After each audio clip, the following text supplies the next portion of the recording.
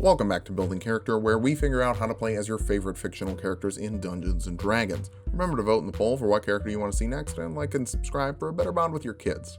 Maybe. Today we're building the grumpiest of dads, Kratos from God of War. Specifically, this will be Kratos from God of 4. Maybe we'll do Greek Kratos later, but we're trying to keep this one focused. If this angers you, good. Save that anger for when you're using this build. You'd say, I'm gonna be like you, Dad. You know I'm gonna be like you again. We'll start off with our goals for this build. First, we need an axe that we can throw and summon backs. Next, we'll make sure our anger gives us the power to smash and thrash our enemies. Finally, we're going to make sure we're particularly good at killing gods, which isn't as hard as you would think in Dungeons & Dragons. For stats, we're going to be using that standard point array from the player's handbook. Roll for stats if you want, just make sure you're hitting the multi-classing minimums. Number 1 is strength. Zeus's kids tend to have his strength. Dexterity after that, it'll apply to our AC, and we need it for multi-classing. We'll need wisdom too, and Kratos is a skilled hunter, so that works out well. Constitution after that, it'll get a little bit of a boost from our racial abilities, but I'd still like it to be higher. Charisma is on the lower end, it'll get boosted by racial abilities as well, but we're only using it for intimidation. Finally, we're dumping intelligence. Kratos is from Sparta, not Athens. Kratos is the son of Zeus, so if these builds are all in canon with each other, he's Wonder Woman's brother. This means he's an Aasimar from Volo's Guide to Monsters, specifically a Scourge Aasimar. This gives you +2 Charisma and +1 Constitution, 60 feet of Dark Vision, Celestial Resistance for resistance to necrotic and radiant damage. Healing Hands lets you heal a creature you touch an amount equal to your level once per long rest, and the Light Cantrip from the Light Bearer ability. Go over the soldier background for athletics and intimidation. Kratos has been kicking god ass for years. We'll start off as a fighter. Grab perception and survival for your skills. You get a fighting style. Protection lets you use your reaction to impose disadvantage on attacks against the boy within 5 feet of you while you're using a shield. There's also second wind, which lets you heal 1d10 plus your fighter level as a bonus action, which is good in case some pesky deity wants to go one more round. For your weapon, a hand axe deals 1d6 and can be thrown 20 feet or 40 feet with disadvantage. Remember, thrown weapons use your strength modifier, so that works out well. Second level fighters get action surge, which lets you take an additional action once per long rest. Kratos has a surprising amount of stamina for an older guy. Third level fighters can get a martial archetype, and if you've been following us for a while, you know that the Elder Knight gets weapon bond, letting you summon your weapons back to you with a bonus action. Technically, it teleports back to your hand rather than boomeranging, which is unfortunate, but it's the best we can do. You also get 2 cantrips from the wizard list. Ray of Frost is a ranged spell attack that deals 1d8 full damage and reduces movement speed by 10 feet. Blade Ward gives you resistance to bludgeoning, piercing, and slashing damage. For your first level spell, Ice Knife is a ranged spell attack that deals 1d10 piercing damage. Whether it hits or not, creatures within 5 feet of the target make a dex save and take 2d6 full damage if they fail. Jump triples your jump distance for 1 minute. Now, unfortunately, these spells are using your intelligence modifier and we dumped that. Whoops. If that wasn't enough though, you still get radiant consumption at this level. That lets you glow bright and deal radiant damage equal to half your level to creatures within 10 feet of you, including you. You can also add damage equal to your level to 1 attack per round. This lasts for 1 minute. Remember, you resist radiant damage, so it shouldn't be a big problem for you. We'll bounce over to Barbarian for unarmored defenses, which makes your AC 10 plus your Constitution and your Dexterity, and you can still use a shield, making it a little bit better than it would be for a monk. Most importantly, you get Rage, which lets you resist bludgeoning, piercing, and slashing damage, gives you advantage on strength checks and saves, and an extra 2 damage from strength-based weapons for up to a minute. It ends early if you don't take any damage or make an attack. It's kind of like the opposite of concentration from spellcasters. Keep in mind that you can pop radiant consumption, which damages you to guarantee that your rage stays up for a full minute while pummeling everybody with extra radiant damage. It works pretty well. Now over to Ranger. Revised Rangers are better than regular Rangers. Check them out in the Unearthed Arcana. You get a favorite enemy. Kratos used to kill humans and still does pretty regularly,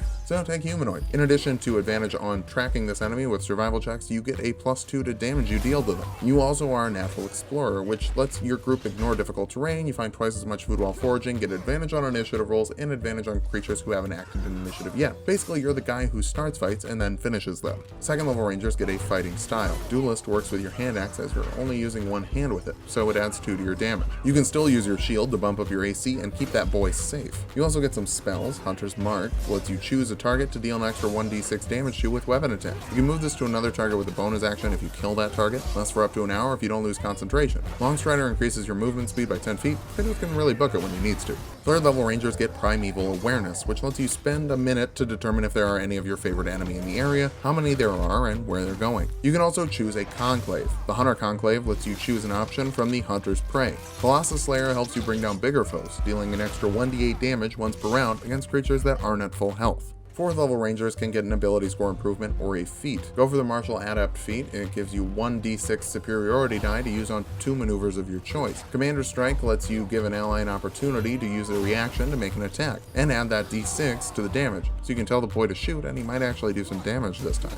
Menacing attack will be the other option. You add a d6 to the damage of an attack and force a wisdom save of 8 plus your proficiency bonus plus your strength modifier. Failing that, the target is frightened until the end of your next turn. 5th level hunter rangers get an extra attack. Keep in mind, Hunter's Mark applies to every weapon attack, but Colossus Slayer and Radiant Consumption bonuses are still only once per round. 6th level rangers get an improvement to their favorite enemy, letting them pick another type of creature. Go for Celestials to kill all the gods. The bonus damage also increases to +4, and you have advantage on saves against spells and abilities they're using. Back to Barbarian now. 2nd level Barbarians get Reckless Attack, meaning that you can give yourself advantage on your attacks, but the enemy has advantage on you. Shouldn't be a huge deal if you're raging. There's also Danger Sense, which gives you advantage on dex saves against spells and traps that you can see. 3rd level Barbarians can pick a Primal Path, and Berserker may be simple, but it's quite effective. You can go into a frenzy, letting you make an extra weapon attack as a bonus action while you're raging. When the rage is over, you suffer a point of exhaustion. Keep in mind, you still get your 2 attacks from extra attack. This is a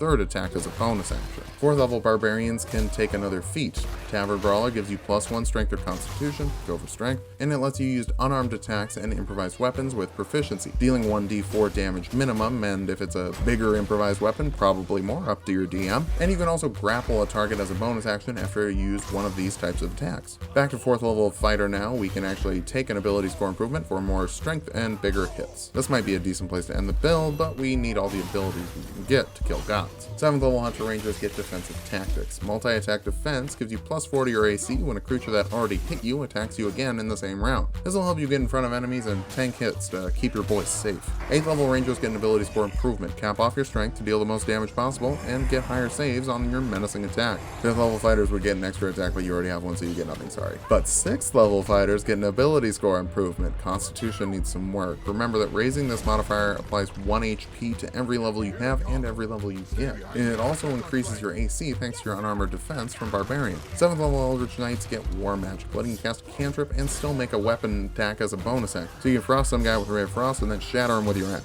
Our capstone is going to be 8th level fighter. It's an ability score improvement. Round off odd numbers. If you use the standard Poiré like me, that means Constitution and Wisdom can both be bumped up for a higher AC, HP, and survival skills. Now that we've hit level 20, let's figure out how good of a build this is. First, you've got a lot of ways to add damage. Colossus Slayer, Hunter's Mark, Rage, Radiant Consumption, and favorite enemy. Anyone who messes with you or your family is in for a world of hurt. You also got tanking abilities from Rage and defensive tactics, while you sponge up damage on the front line. Finally, you're a big asset to the party outside of combat, with a huge athletics bonus and the ability to travel without worrying about difficult terrain, meaning nothing's going to block you or slow you down. Unfortunately, you have a negative modifier on one of your casting abilities, and your other casting ability isn't that great either. You don't really need to use spells that much, but since you can, it'd be nice if they were good. You're also using a base weapon that's a D6, which isn't as good as the Great Axe Barbarians typically use with D12s. Finally, picking 3 different martial classes leads to some double up, and taking a level where you don't get anything sucks. But patience makes for a better hunter, and when you're hunting gods, you need to be the best. Get in front, protect your boy, and make sure that everyone knows what happens when they mess with your family. Just don't forget that the gods you're killing have family too, and your vengeance will likely inspire theirs. Hey, if you liked the video, be sure to thank my buddy Danny. He's the one who's been pushing for me to do Kratos. He's got an awesome Instagram full of awesome and amazing art. Go check it out.